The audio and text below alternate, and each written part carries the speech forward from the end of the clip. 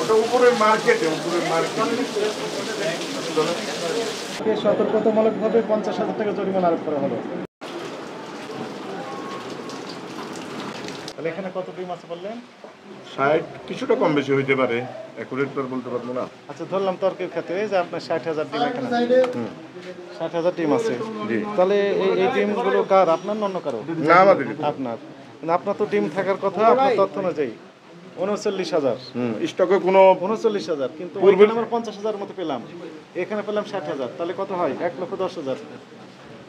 পূর্বের স্টকে কোনো ভুল ত্রুটি করছে কি দেখা যায় দেখতে হবে। আপনার দেখলাম যে মোট 4 লাখ। ঠিক আছে, আজকে তো কোনো ডিমই আসেনি আপনার। না, আজকে কোনো ডিম আসে নাই।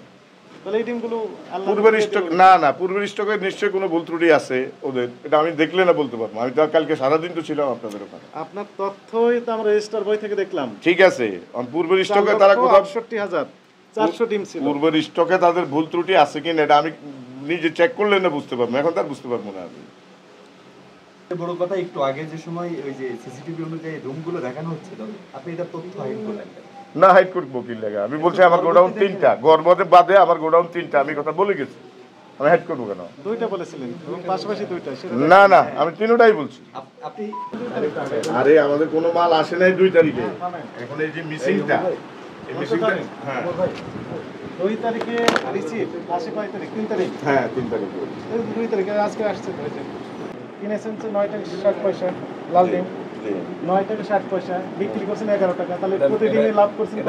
মিডিয়াম ধৈর্য ধরেন। হ্যাঁ বলেন। কিনেছেন 9 টাকা 60 পয়সা, বিক্রি করছেন 11 টাকা, তাহলে প্রতিদিনে লাভ কত? এই ডিম আমি বিক্রি করছি কত আপনি আগে শুনেন। আমার এখানে তো কাস্টমার আছে, আমার এখানে কাস্টমার আছে তো। ধৈর্য ধরেন।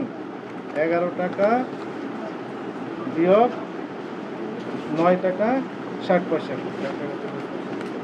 এক ডিমে লাভ করছেন 1 টাকা 40 পয়সা। না থামেন। কিনেছেন হচ্ছে মোট কত ডিম কিনেছেন? 88,200। 88,200, 1,30,480 টাকা লাভ। আচ্ছা আমি বলি, এখন আমার কথা শুনেন। আমি যে এটা মিডিয়াম ডিম ক্রয় করছি, আপনি নাবা ফার্মে ফোন দেন, এটা রেট কত? হ্যাঁ রেট তো লেখা আছে। এখন আমি যেটা বিক্রি করছি এই আড়তদার পিছনে, আড়তদারের কাছে, বাবুল সাহেবের কাছে আমি বিক্রি করছি 9 টাকা 50 পয়সা। ক্যাশ মেমো দেখান। বাবুল সাহেবের আরো যে ক্যাশ মেমো দিছ? হ্যাঁ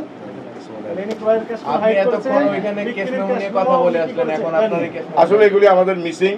আড়তদাররা যখন ডিম নেয়, আমাদের পাশাপাশি দোকানদাররা যখন ডিম নেয়, ওগুলি ওরা আমাদের কাছ থেকে ক্যাশ মেমো নেয় না। এটা আমাদের জন্য বিশাল ক্ষতিকর। তো ক্যাশ থেকে না, সত্যি বলেন এখন কি আজকে আসছে কিনা? না এটা আমি তো জানি না আসছে কিনা, এখন কি বলছেন? এখন আসছে কত হাজার ডিম আসছে? 88,200 এটা আসছে, এটা আমরা পেলাম।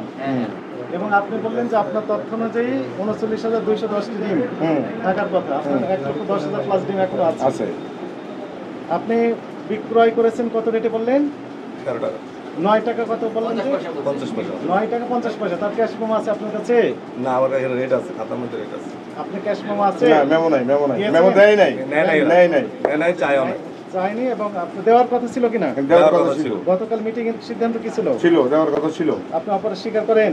করি। ভুল করেছেন? হ্যাঁ ভুল হয়েছে। কি ভুল করেছেন আপনি বলেন? এই যে উনি মেমো নেয় নাই, আমি ওনাকে মেমো দেওয়া উচিত ছিল। কত হাজার ডিম বিক্রি করছেন তার ওনার কাছে ডিম বিক্রি করছি গতকালকে আমরা 31,000 কয়টা ডিম বিক্রি।